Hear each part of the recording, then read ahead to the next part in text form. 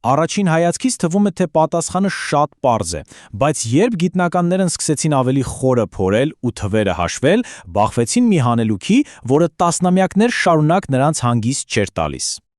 Ամեն ինչ սկսվում է, պատկերացնում եք, սովորական անձրևից։ Երբ անձրևի կաթիլները խառնվում են օդի ածխաթթու գազի հետ, դրանք մի փոքր թթվային են դառնում։ Հետո, երբ այս ջուրը թափվում է հողի ու ժայռերի վրա, այն բարի բուն իմաստով քայքայում է դրանք, իր մեջ լուծելով աղեր ու հանքանյութեր։ Սրանք էլ գետերի միջոցով ուղևորվում են դեպի օվկիանոս։ Իսկ երբ արևը ջուրը գոլորշիացնում է, ինչ է մնում։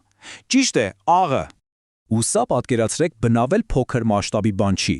Ամեն տարի աշխարհի բոլոր գետերը օվկիանոս են տանում մոտավորապես 4 միլիարդ տոննա լուծված աղ։ 4 միլիարդ տոննա ամեն տարի։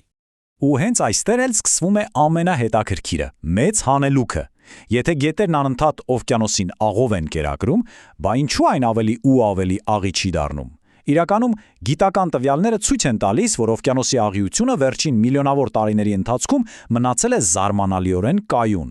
Դե ուրեմն ուր է կորչնում այդ ամբողջ աղը։